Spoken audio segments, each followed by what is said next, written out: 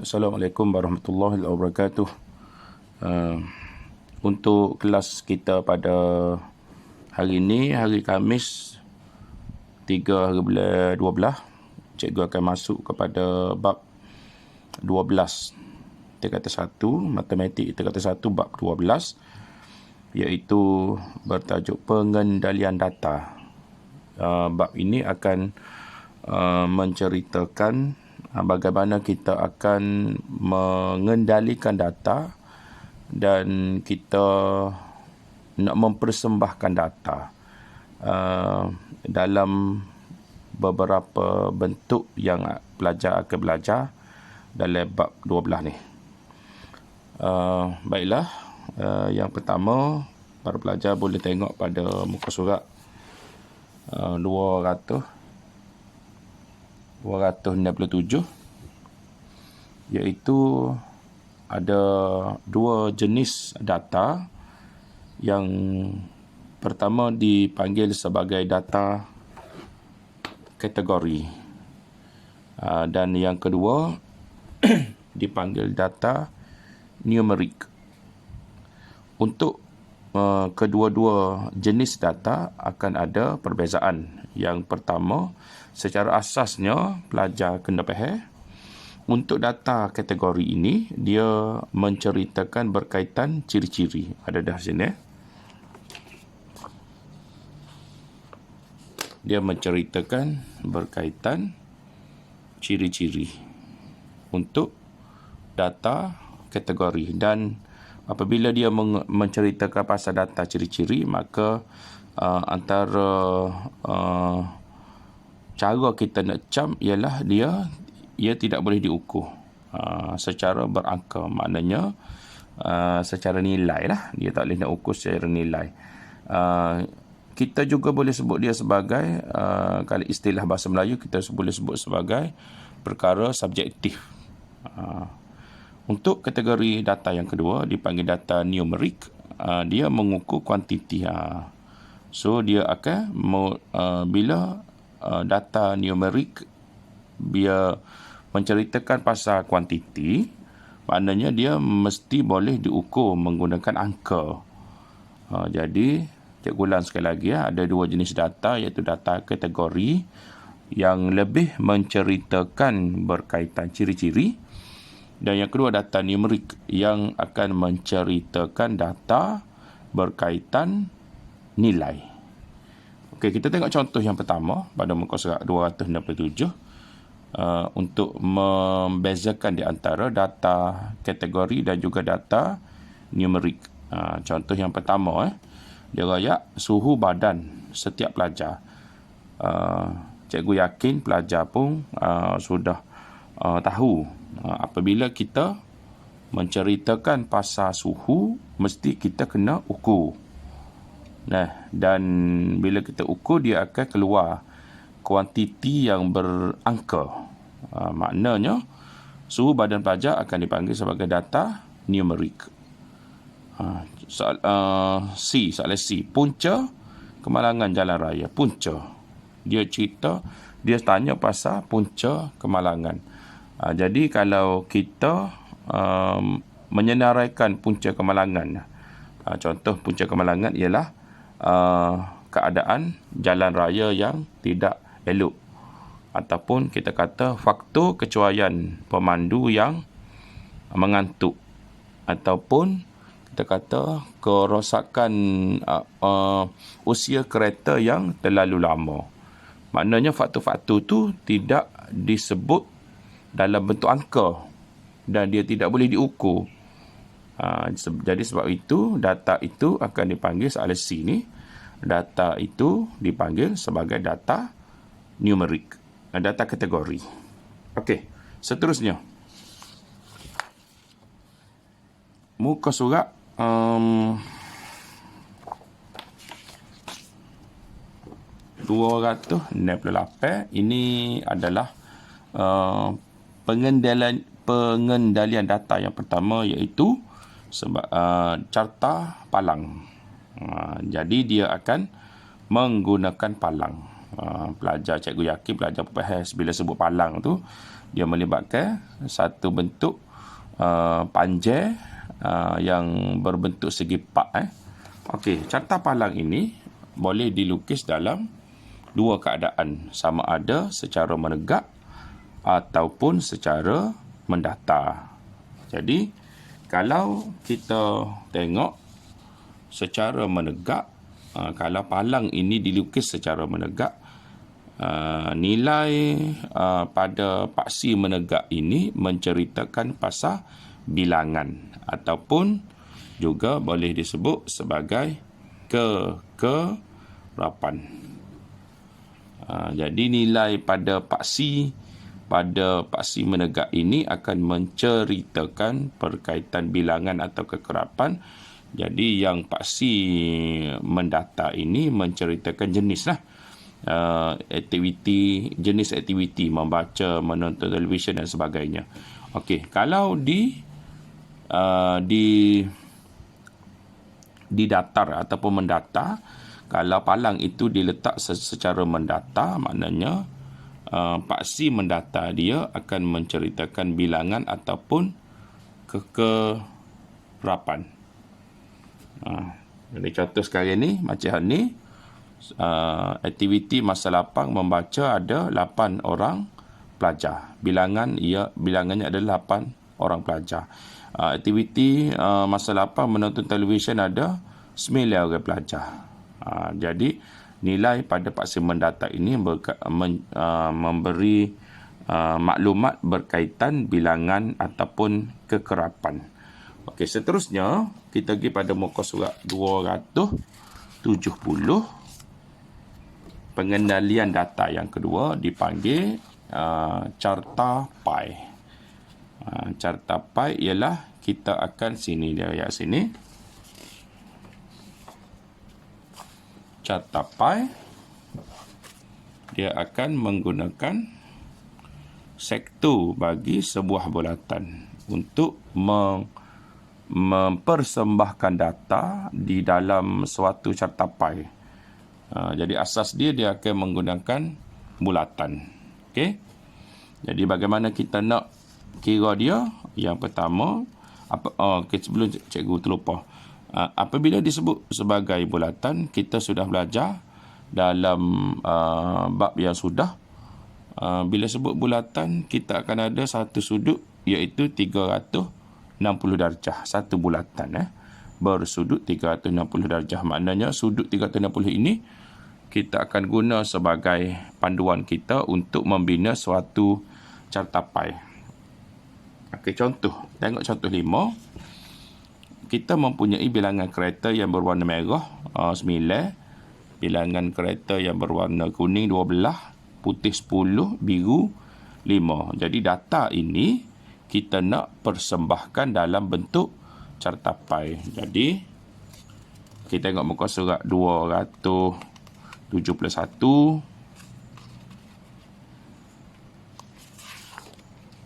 Jadi kita pun dari segi bagaimana carta pi dibina, mungkin pelajar ni tak perlu buat dalam soalan, dalam soalan periksa. Cuma pelajar diberi tahu bagaimana untuk membina carta pi. Jadi contoh tadi, kalau dia guna kereta sebanyak 9 butir, dia kemudiannya dia bahagi 36 ni, sebab 36 ni ialah jumlah keseluruhan kereta.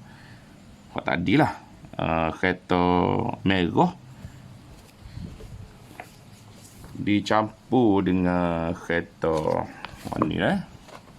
kereta merah 9 dicampur dengan kereta kuning 12, campur dengan kereta putih 10, campur dengan kereta biru 5, jumlah keseluruhannya ialah 36. Okey. Jadi 9 ni ialah bilangan kereta merah. Jadi 9 per 36, so dia darab dengan 360 sebab bulatan tadilah. Satu bulatan nilai sudut dia ialah 360, maka tu baiklah sudut dia ialah 90. Jadi sudut 90 ini akan mewakili nilai warna bagi kereta merah di dalam carta pi kita. Jadi warna kuning tadi ada 12 butir. Bila dibahagi dengan 30 bila didarab dengan 360, dia dapat 120. Jadi nilai sudut sebanyak 120 di dalam bulatan akan mewakili warna kereta kuning. Warna putih seperti mana buat pengiraan seperti tadilah, 10 bahagi dengan jumlah kereta 30 darab dengan 360 dapat 100 darjah, mewakili kereta berwarna putih dan biru. Cikgu cepat sikit sudut dia 50, maka jumlah serumah ni 90, 120, 150 tambah serumah ni dia akan tubik 360. Jadi nak membina cartapai, awak kena guna jangka sudut. Tapi seperti mana cikgu ayat tadilah, pelajar tidak akan diarah ataupun tidak akan jumpa soalan untuk membina cartapai lah. Cuma pelajar akan mentafsir cartapai. Cuma cikgu ayat sini bagaimana cartapai itu dibina lah. Okey, yang ketiga dipanggil sebagai graf garis untuk mengendalikan data. Contoh sekarang ni dia bagi data ialah suhu pesakit dalam tempoh tertentu, yang mana dia pada pukul 1 pagi suhu dia 37.8, pada pukul 2 pagi suhu dia 37.9 dan seterusnya lah sehingga pada pukul 10 pagi. Okey, data ini dia nak buat dalam bentuk graf garis. Okey, boleh tengok pada muka surat 272.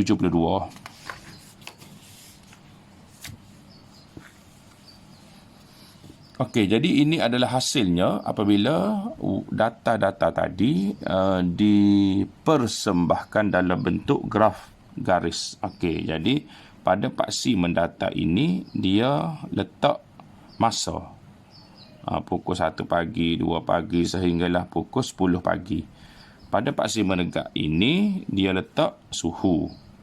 Okey, pada paksi mendata dia semula Pada paksi mendata dia letak masa. Dia bermula dengan kosong lah. 0, 1, 2, 3 dan seterusnya sampai 10. Manakala pada paksi menegak dia bermula dengan 37.4. Sebab kalau nak letak nilai kosong, nanti ruang dia terlalu banyak, tak ada dengan petak lah kalau nak start dengan kosong. Sebab nilai paling rendah tadi ialah 37.8. Jadi dia tak start dengan kosong untuk paksi mendata ni. Dia start dengan 37.4. Tak ada masalah start dengan 37.4. Ni ada tanda sikit ni nak menunjukkan dia seolah-olah dia skip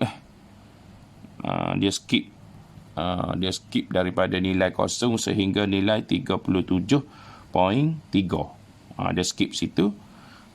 Jadi dia bermula dengan nilai 37.4. So sini nilai 37.5, sini nilai 37.9 dan seterusnya lah. Jadi dia membuat pukul 1 pagi tadi suhunya adalah 37.8. So dia pakoh situ. Pukul 2 pagi tadi suhunya ialah 37.9, dia pakoh situ. Pukul 3 pagi suhunya ialah 38.2. So dapatlah plot 1, 2 pakoh-pakoh Plot itu satu istilah untuk merujuk pada tanda pangkah. Bila cikgu sebut sebagai plot, dia merujuk pada tanda pangkah lah. So ada berapa plot sini? 1, 2, 3, 4, 5, 6, 7, 8, 9, 10. Ada 10 plot semuanya. Kemudian daripada satu plot ke satu plot kita sambung guna pembaris lah. Okey, guna pembaris kita sambung. Plot yang pertama sambung dengan plot yang kedua. Plot yang kedua sambung plot yang ketiga. Dan seterusnya sehinggalah plot yang ke-10.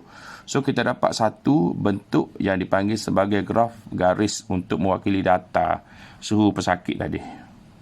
Okey, yang seterusnya, yang keempat dipanggil plot titik. Plot titik ialah kita akan membuat titik-titik lah. Okey, tengok contoh 7. Contoh 7 ialah masa rawatan pergigian dalam minit.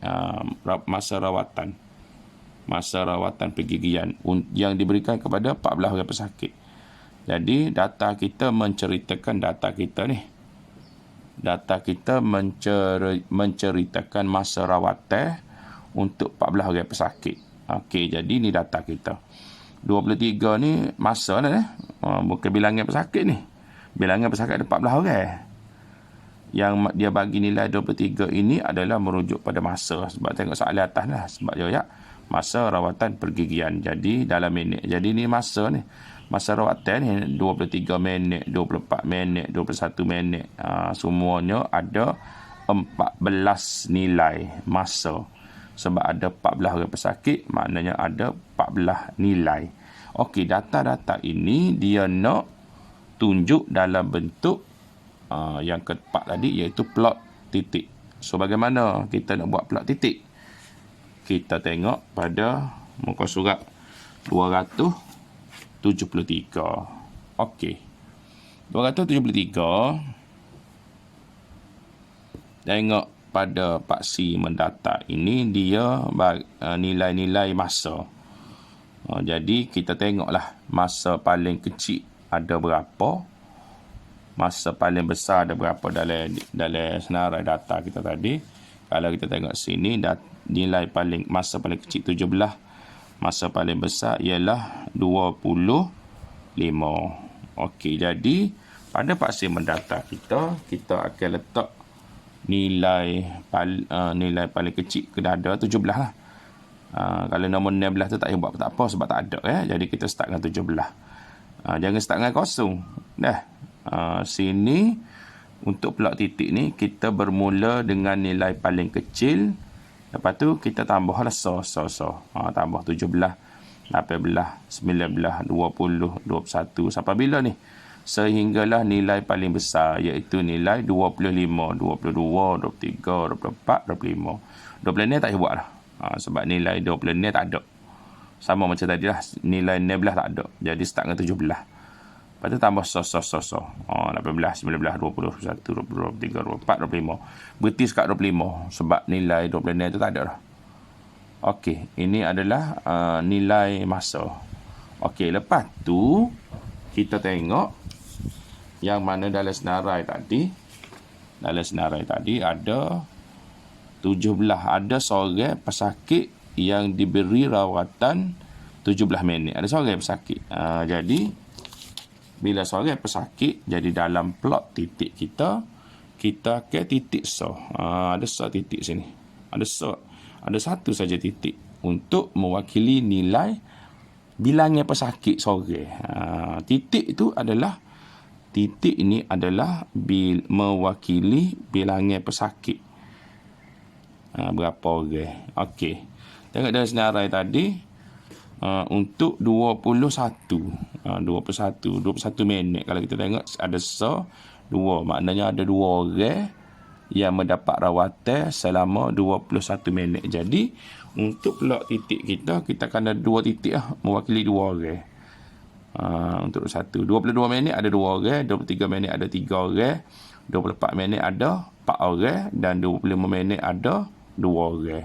So, jumlah titik kalau kita bilai belakang ni, jumlah titik ni kalau kita bilai belakang, dia mesti tubik 14 titik sebab mewakili 14 orang pesakit. Okey, seterusnya yang kelima dipanggil sebagai plot batang dan daun. Okey, batang dan daun ini kalau kita tengok, dia ada tulis di sini ni. Daun biasanya digit akhir nombor itu, digit akhir akan merujuk kepada daun. Batang pula ialah digit di sebelah kiri, digit hok depan lah. Digit di sebelah kiri ataupun disebut digit hok depan kita letak di batang. Digit hok belakang kita letak di daun. Okey, jadi contoh sekarang ni, kita tengok contoh 8, dia bagi Data menunjukkan markah ujian matematik. Markah ujian matematik. Ni data kita ni. Data kita menceritakan pasal markah ujian matematik. Untuk apa? Untuk 20 orang. 20 orang ni ialah bilangan. Bilangan orang. Ataupun juga boleh dipanggil sebagai kekerapan. Okey, jadi ni data dia. Masuk markah ni dah. Jangan silap. Jangan silap kata bilangan orang ni markah. Seorang pelajar dapat markah 60. Seorang pelajar dapat markah 6 plus 56. Seorang pelajar dapat markah 60. Maknanya semua ni ada 20 markah. Sebab 20 orang pelajar kan, jadi ada 20 markah lah. Okey, sebagaimana kita nak buat dalam bentuk batang dan daun. Ni cara dia kita susun. Tengok muka surat 274. Okey. Tengok buku teks atas sekali tu 274. Jadi batang dan daun nilai puluh lah kita, ataupun boleh juga sebut sebagai nilai puluh. Nilai puluh kita letak di bawah senarai batang, dan nilai digit sar kita letak di bawah senarai daun. Daun dia akan ambil digit sar, batang dia akan ambil digit puluh. Dalam senarai tadi kita ada 32. Ada seorang dapat 32. Jadi 3 letak di batang, 2 letak di daun. Lepas tu dia start dengan 32 lah. Markah paling rendah ialah 32. Dan senarai nombor ni kita kena susun secara daripada nilai paling kecil kepada nilai paling besar. Kalau kita tengok dalam senarai tadi, kita ada nilai paling kecil ialah 32 dan nilai paling besar ialah 82. Waktu nilai terkecil dan nilai terbesar. Jadi dalam senarai batang dia kita start dengan 3 dululah. 3, 2. 4 ni sebenarnya tak ada. Jadi sebab tu nilai sini, nilai pada daun ni tak ada. Sebab tidak ada pelajar yang dapat markah 40. 40 lebih tak ada. Jadi walaupun tak ada, tapi kena letak juga nilai 4 pada batang. Nilai pada daun ni tak ada lah. Sebab memang tak ada pelajar yang dapat markah 40 lebih. Okey, seterusnya 5. Ada seorang yang dapat markah 56, 58, 52, 50, 59. 6 pula. Ada seorang dapat markah 60, ada seorang dapat markah 69, ada seorang dapat markah 63, 64, 67, 63, 69. 70 pula ada dapat markah 71 seorang, 75 seorang, 78 seorang, 77 seorang. Kemudiannya 80 tertinggi tak ada. 80 ada dapat seorang, 82 dapat seorang. Okey. Jadi seperti mana cikgu ayat tadi, senarai batang ni kita kena susun daripada kecil sampai ke besar. Lepas tu nilai sar tu adalah digit daun ni adalah digit sar. Cuma kena susun juga. Hak ni mula-mula tadi kita buat 68, 58. Kena susun pula ni. Biar kosong antara 08209 ni. Kena susun pula. Kena susun biar nombor start dengan nombor kecil sampai nombor besar. Jadi 08209. Bila susun semula dia jadi 002089. Kita susun daripada nilai paling kecil ke nilai paling besar. Macam ni. 60, 69, 63. Jadi 0934739. Bila disusun semula secara menaik, dia akan jadi ni 0334799. Okey. Bila kita susun belakang, maka siaplah data tadi. Asal mana tadi? Ni asal ni. Asalnya data gini menceritakan pasal markah pelajar seramai 20 orang. Apabila markah ini disusun dalam bentuk plot batang dan daun, maka dia jadi gini. Okey. Dia jadi gini dan dia akan bagi satu kekunci untuk supaya pelajar faham lah. Yang mana kekunci bawah ni kalau dia tulis sini 3, sini 2, itu bermakna markahnya, itu bermakna nilai 32. Kalau dia soalan kita ni markah lah, jadi 32 markah. Okey. Itu saja bagaimana data dikendalikan. Okey. Yang mana data dikendalikan, cikgu ulang sekali lagi dah. Data dikendalikan yang pertama dalam bentuk carta palang. Yang pertama carta palang lagu mana? Ni gambar dia. Merujuk carta palang ada dua, secara menegak atau secara mendatar. Yang kedua, carta pai. Bagaimana carta pai? Dia guna bulat teh. Lepas tu dia kena cari sudut.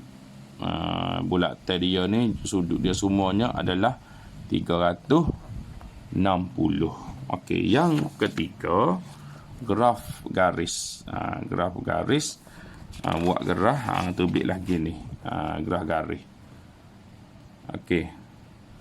Yang keempat dipanggil sebagai plot titik. Bagaimana plot titik? Dia akan jadi gini.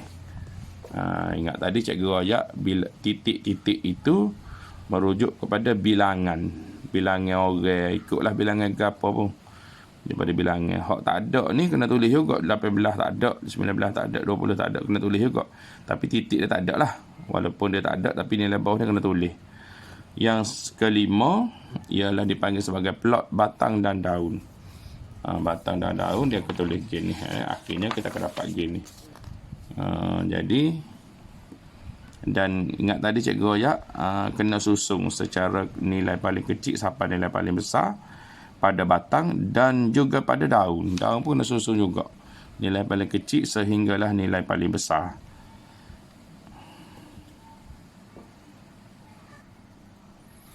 Okey, kita sambung kepada ni baru kita nak pergi kepada bentuk-bentuk soalan yang pelajar akan jumpa dalam periksa lah. Daripada 5 cara pengendalian data tadi, akan diberi soalan iaitu bagaimana anda mentafsir perwakilan data. Daripada perwakilan data yang diberi, kita nak mentafsir. Ini yang bentuk soalan yang mungkin pelajar akan jumpa. Contoh yang pertama, contoh sebelah. Dia bagi graf garis. Pengendalian data ataupun perwakilan data yang diberi dalam bentuk graf garis. Soalan dia ialah graf garis di sebelah menunjukkan jisim sampah dalam 1000 tan yang dibuang di sebuah bandar dari tahun 2010 hingga 2015. Okey, jadi sini pelajar muka surat 277 muka tab muka surat 277. Jadi pelajar kena baca lah plot dia tu nilai berapa. 2010, tahun 2010 jisim sampah dia berapa sini. Tahun 2011 jisim sampah dia berapa sini. Kena baca lah. Nilai dia tu dalam 1000 tan. Okey. Soalan dia. Yang pertama, soalan A.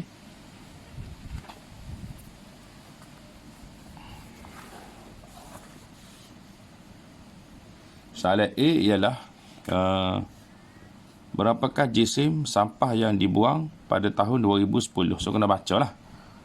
Okey, kalau kita baca nilai sini.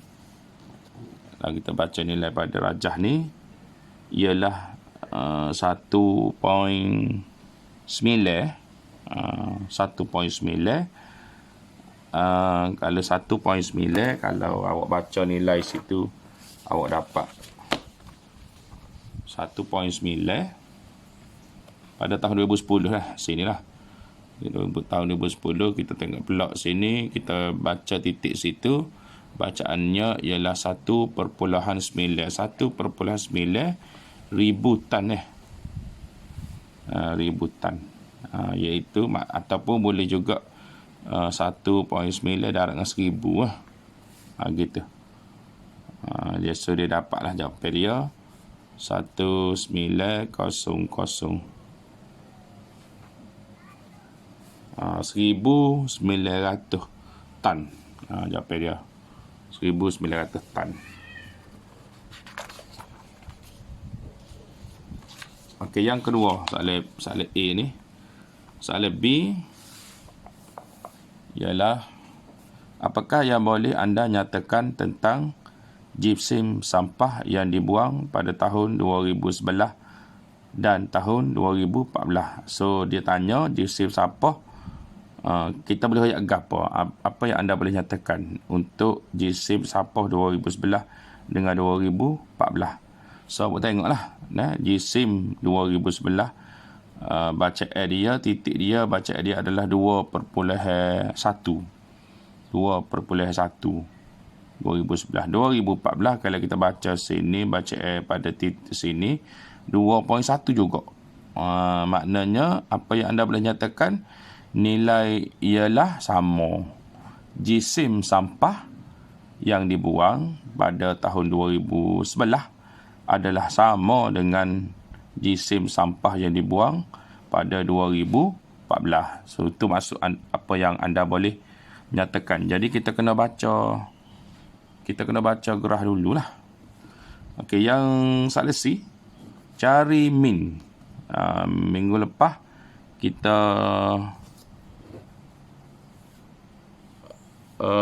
kena cari min ya.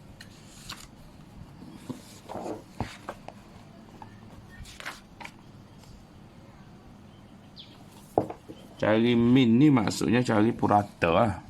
Soalan C ni cari min iaitu cari purata. Jadi bila nak cari purata, kita kena capur belakang. Min gypsum sampah maknanya kena capur belakang semua gypsum sampah. Gypsum sampah tahun 2010, capur gypsum sampah tahun 2011, capur gypsum sampah tahun 2012 sehinggalah 2015. Capur belakang, lepas tu kita bahagi dengan 6. Sebab ada berapa tahun ni, ada 2, 3, 4, 5, 6. Jadi kena bahagi dengan 6, maka kita akan dapatlah purata dia. Kita tengok jawapan sini lah. So gypsum ada capur belakang ni 2900, 2100, 2009 sehinggalah 1006, dia dapat 13,200 tan. Kemudiannya dia bahagi dengan 6 sebab ada 6 tahun tadi. So dapatlah 2,200 tan. Ini ialah purata ataupun min gypsum sampah. Okey, soalan seterusnya, soalan D. Dia suruh nyatakan satu inference. Okey, cikgu suka nak tulis sini inference ni. Soalan D. Bila sebut inference, secara asasnya pelajar kena faham kesimpulan awal. Itu maksud inference. Maknanya kesimpulan awal lah ke mana? Maknanya bila awak tengok daripada pemerhatian data, apa kesimpulan awal yang kita boleh royak, kita boleh nyatakan. Okey, kita ataupun disebut first impression lah. Kesimpulan awal, first impression kita bila kita tengok nilai data, apa first impression kita, apa kesimpulan awal kita yang kita boleh royak, yang kita boleh fikir. Itu dipanggil sebagai inference. Jadi kalau kita tengok sini, dia kata nyatakan satu inference yang boleh dibuat berdasarkan graf garis. Tengok graf garis ni, kita royak apa kesimpulan awal yang kita boleh nyatakan. So sini kita tengok sini. Contoh kita tengok 2010, 2011 bawah naik. 2012 naik lagi tak? Lepas pada 2012, graf dia semakin turun. Jadi kita royak kesimpulan awal kita tengok pada graf ni. So kita royaklah, maknanya selepas tahun 2012, gypsum sampah yang dibuang telah semakin berkurangan. Saya tengok jawapan dia situ. Dia royak jisim sampah yang dibuang semakin berkurang setiap tahun selepas tahun 2012. Okey, jadi soalan E, trend. Soalan E berdasarkan trend graf garis. Trend ni maknanya situasi, tengok graf tu lah, hak sudah berlaku. Trend graf garis maknanya graf yang sudah berlaku.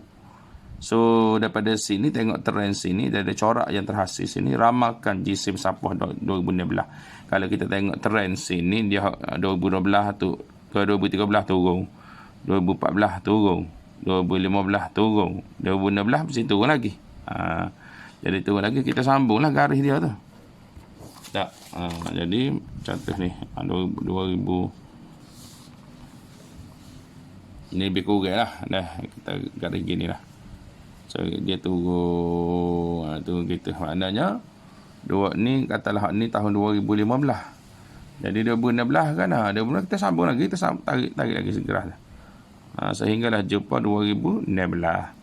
So ini ramalan kita. Ni plot yang diramalkan melalui trend yang sudah ada sebelum tu. Jadi 2016 so kita tengok pada paksi menegak ni lah. Paksi menegak nilai sini berapa. Jadi nilai di situ lebih kurang dah. Bila kita baca situ, okey, dalam buku teks kita dia bagi jawapan dia ialah 1100 pada tahun 2016. Jisim sampah yang dibuang pada tahun 2016 ialah 1100 tan. Okey. Okey, seterusnya contoh 12. Dia bagi plot titik data yang telah dinyatakan dalam bentuk plot titik di makmal kawalan kualiti jangka hayat kepada jam yang terhampir. Jangka hayat bagi 24 biji sel kering diuji. Sel kering ni bateri lah. Data yang diperoleh diwakilkan dengan plot titik seperti yang ditunjukkan dalam rajah di sebelah. Okey. Seperti mana Cik Goyak tadi, bilangan titik itu mewakili bilangan kalau dalam soalan kita ni bilangan sel kering lah. Titik-titik itu mewakili bilangan sel kering. So, paksi mendata ini, nilai-nilai ini menunjukkan masa. Ni masa 8 J. Ni 9 lah ni. Dia tak boleh 9 tapi dia boleh 10 dah. Jadi tengah dia 9 lah. Okey, nyatakan soalan A. Nyatakan jangka hayat maksimum hak paling tinggi dan jangka hayat minimum hak paling rendah bagi sel kering yang diuji. Jadi kita tengok sini, hak paling rendah ialah 8 ni lah. Ada 2 biji bateri yang jangka hayat ia ialah 8 jam. Dan ada 3 biji sel kering jangka hayat dia 20 jam. Jadi jangka hayat minimum ialah 8 jam. Dia tak tanya bilangan dah. Dia tanya jangka hayat tu minimum.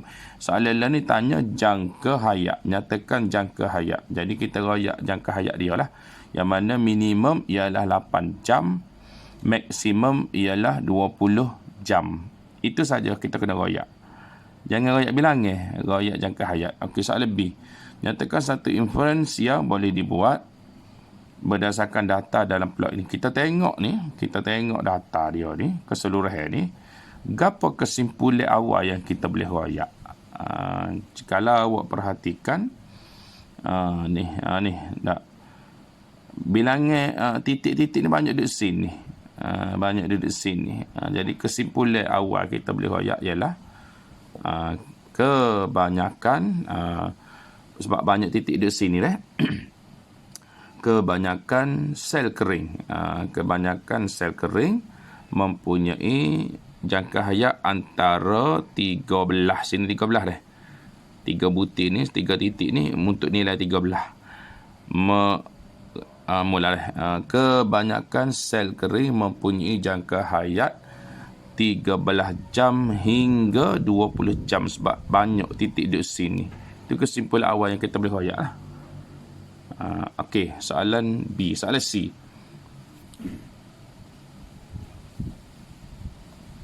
Makmal kawalan kualiti menetapkan supaya sel kering yang mempunyai jangka hayat kurang daripada 10 jam dianggap cacat dan ditolak.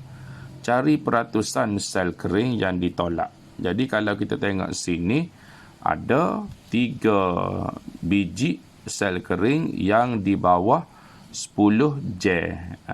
Ada 3 biji. Dan ada 24 biji keseluruhan. Ingat tadi keseluruhan dia ada 24, ada 3 biji. Jadi pengiraan kita ialah 3 bahagi dengan 24 lah. 3 tu sebab ada 3 biji sel kering, 24 tu sebab per keseluruhan. Bila dia nak peratus, kita kena darab dengan 100. Jadi dapatlah jawapan dia ialah 12.5%. Jadi kalau pastikan pelajar peka dengan soalan dia tanya, cari peratusan. Jadi pelajar kena bagi jawapan dalam bentuk peratus lah. Jangan bagi jawapan dalam bentuk bilangan. Contohnya kalau silap, mungkin pelajar bila dia tak peka, dia tak fokus kepada soalan, mungkin dia akan jawab dalam bentuk bilangan contohnya. Jadi pelajar kena ingat, dia tanya nilai peratus. Jadi kita bagi nilai, kena bagi jawapan 12.5% ni lah. Jangan bagi nilai 3 ni. Okey, seterusnya soalan yang terakhir. Diketahui 50% daripada sel kering mempunyai jangka hayat sekurang-kurangnya X jam. Cari nilai X. 50% maknanya okey, kita buat pengiraan sikit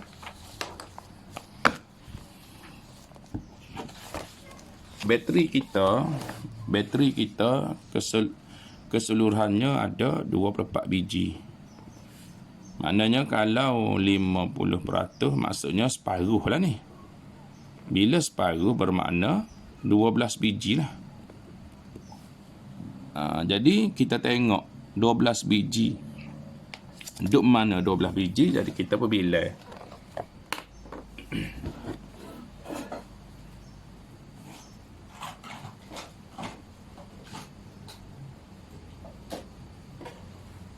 Kita bilang 12 titik pada pelak ni. Okey, jadi kita cari bilang sini. 1 2 3 4 5 6 7 8 9 10 11 12. Ni 12 ni.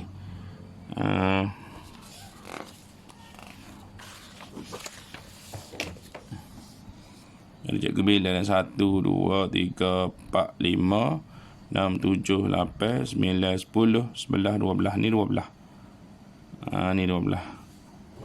Ni jadi hak ni berapa ni masa dia ni? Sini 17. Jadi 12 biji ni masa dia ialah 17 jam hingga 20 jam untuk 12 biji sel kering. Jadi dia pun ayat sini berbalik pada soalan tadi dia kata sekurang-kurangnya X jam.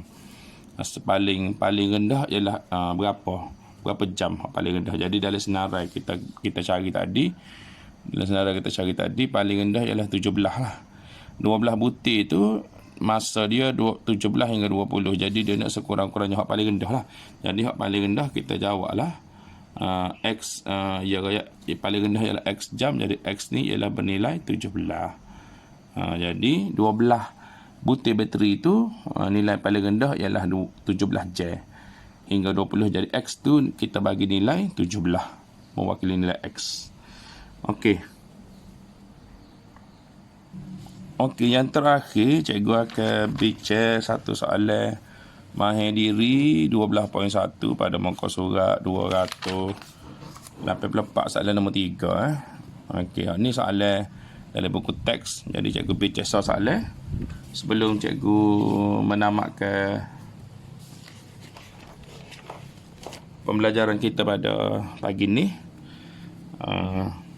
Okey, soalan nombor 3. Sebuah hotel menerima 125 tempahan bilik melalui 3 cara pada suatu hari. Data ini dipaparkan menggunakan carta pai dan juga carta palang. Data yang sama, cuma data ditunjukkan dalam bentuk carta pai dan juga carta palang. 3 cara tempahan bilik ni iaitu pertamanya cara tempah melalui kaunter, tempah melalui telefon dan tempah melalui internet, capaian internet. Sama juga bagi carta pai, kaunter, telefon, internet. Okey, soalan dia. Soalan A. Berapakah beza antara bilangan tempahan bilik yang dibuat melalui internet dengan bilangan tempahan bilik melalui kaunter? Dia nak beza bilangan beza antara bilangan tempahan. Jadi kalau dia nak beza bilangan, soalan dia sini dia kata perwakilan yang manakah menunjukkan data ini dengan jelas. Terangkan. Jadi kalau kita nak tengok bilangan, yang paling baik ialah kita guna carta palang lah. Sebab kalau kita tengok sini, tempahan melalui internet ialah 60, manakala tempahan melalui kaunter ialah 25. Jadi bila tolak 60 tolak 25, dapatlah nilai dia 35. 35 perbezaan tempahan bilik antara tempahan internet dengan kaunter ialah 35 bilik. Jadi untuk soalan A, perwakilan yang manakah lebih jelas, kena guna carta palang lah.